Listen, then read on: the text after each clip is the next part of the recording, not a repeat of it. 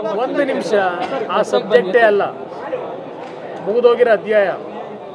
ಈಗಾಗಲೇ 8 ವರ್ಷ ಆಗೋಯ್ತು.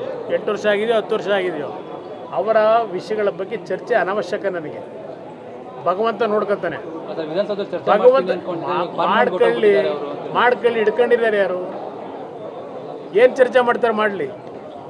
ಇದು ಮುಗಿದೋಗಿರ್ತಕ್ಕಂಥ ಅಧ್ಯಾಯ. ಅಂತಿಮವಾಗಿ ಉತ್ತರ ಕೊಡಬೇಕಾಗಿರೋದು ಇವ್ರಿಗಲ್ಲ, ಮೇಲೊಬ್ಬ ಇದ್ದಾನೆ.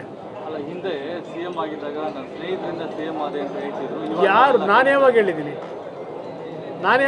ಅವರಿಂದ ಆಗಿದ್ದೀನಿ ನಾನು ಮುಖ್ಯಮಂತ್ರಿ. ಅವ್ರು ಹೇಳ್ಕೊಂಡಿರೋದು ನಾವು ಮುಖ್ಯಮಂತ್ರಿ ಮಾಡಿದ್ದೇವೆ ಅಂತ ಇದೆ. ಅದರ ಬಗ್ಗೆ ಸಬ್ಜೆಕ್ಟ್ ಅನವಶ್ಯಕ, ಆಗೋಗಿರೋ ಅಧ್ಯಾಯ.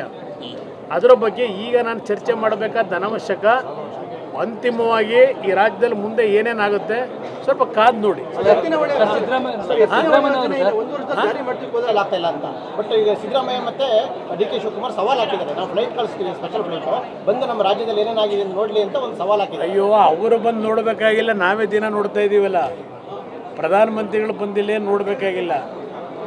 ಪ್ರತಿನಿತ್ಯ ಏನು ನಡೀತಿದೆ ನಾವೇ ದಿನ ನೋಡ್ತಾ ಇದ್ದೀವಲ್ಲ. ಹಾಕ್ಲಿ.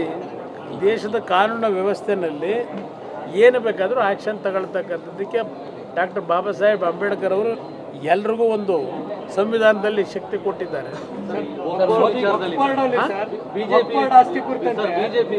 ಬಿಜೆಪಿ ಹೋರಾಟಕ್ಕೆ ಒಕ್ಕೋಡು ವಿಚಾರವಾಗಿ ರೈತರ ರಾಜ್ಯಾದ್ಯಂತ ಒಂದು ಹೋರಾಟ ಮಾಡಿದ್ದಾರೆ.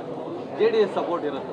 ಈಗ ಈ ಸಬ್ಜೆಕ್ಟಿಗೆ ಸಂಬಂಧಪಟ್ಟಾಗೆ ನಾನು ಸರ್ಕಾರಕ್ಕೆ ಗಮನ ಸೆಳೀತಕ್ಕಂಥದ್ದು, ಇದಕ್ಕೆಲ್ಲದಕ್ಕೂ ಒಂದು ಅಂತಿಮ ತೆರೆ ಹಿಡೀರಿ. ಸಾರ್ವಜನಿಕವಾಗಿ ಹಲವಾರು ರೀತಿಯ ಆತಂಕ ಸೃಷ್ಟಿಯಾಗಿರ್ತಕ್ಕಂಥದ್ದು ನಿಮ್ಮಿಂದ. ಸರ್ಕಾರದ ಮಂತ್ರಿಗಳ ಹೇಳಿಕೆ, ಮುಖ್ಯಮಂತ್ರಿಗಳು ಡೈರೆಕ್ಷನ್ ಕೊಟ್ಟಿದ್ದಾರೆ ಅಂತಕ್ಕಂಥ ಒಂದು ಮೀಟಿಂಗ್ ಮಾಡಿ ಮುಖ್ಯಮಂತ್ರಿಗಳನ್ನೇ ನೇರವಾಗಿ ಹೊಣೆ ಮಾಡಿ ಮಂತ್ರಿ ಹೇಳ್ತಾರೆ. ಇವತ್ತು ಈ ರೀತಿಯ ವಾತಾವರಣ ಜನಗಳಲ್ಲಿ ಆತಂಕ ಉಂಟಾಗಿರ್ತಕ್ಕಂಥದ್ದು ಸರ್ಕಾರದ ಕೆಲವು ತೀರ್ಮಾನಗಳು. ಇದನ್ನು ಸರ್ಕಾರ ಸರಿಪಡಿಸಬೇಕಿಲ್ಲಿ. ದೊಡ್ಡ ಲೀಡರ್ಗಳು ವಕ್ಫಾಸ್ತಿಯನ್ನು ಕಬಳಿಸಿದ್ದಾರೆ ಅನ್ನೋ ಆರೋಪ ಇದೆ ಸರ್.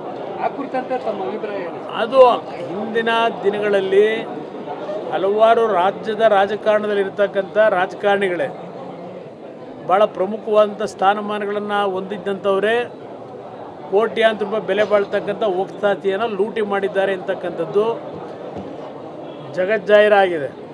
ಅದರ ಬಗ್ಗೆ ಏನು ಆ್ಯಕ್ಷನ್ ತೊಗೊಂಡಿದ್ದೀರಿ ಇಲ್ಲಿವರೆಗೆ? ಅದರ ಬಗ್ಗೆ ಯಾರ ಮೇಲಾದರೂ ಆ್ಯಕ್ಷನ್ ತೊಗೊಂಡಿದ್ದೀರಾ? ಅದಕ್ಕೂ ಮೊದಲು ಆ್ಯಕ್ಷನ್ ತೊಗೋಬೇಕಲ್ಲ. ಇಲ್ಲಿ ರೈತರು 50 ವರ್ಷ 100 ವರ್ಷದಿಂದ ಕಲ್ಟಿವೇಷನ್ ಮಾಡ್ತಿರ್ತಕ್ಕಂಥ ಲ್ಯಾಂಡ್ಗಳನ್ನು ಇವತ್ತು ಪಾಣಿ ಬದಲಾವಣೆ ಮಾಡಿ, ಖಾತೆ ಬದಲಾವಣೆ ಮಾಡಿ, ಯಾರು ನಿಮಗೆ ಪವರ್ ಕೊಟ್ಟಿರ್ತಕ್ಕಂಥ ಅಧಿಕಾರಿಗಳಿಗೆ? ಇದು ರಾಜ್ಯದಲ್ಲಿ ಅಶಾಂತಿಯ ವಾತಾವರಣವನ್ನು ಉಂಟು ಮಾಡ್ತಕ್ಕಂಥ ಒಂದು ಸರ್ಕಾರದಿಂದ ಆಗಿರತಕ್ಕಂಥ ಒಂದು ದೊಡ್ಡ ಮಹಾನ್ ಅಪರಾಧ. ಇದನ್ನು ಇಲ್ಲಿವರೆಗೆ ಎಳೆದಿದ್ದೇ ತಪ್ಪು.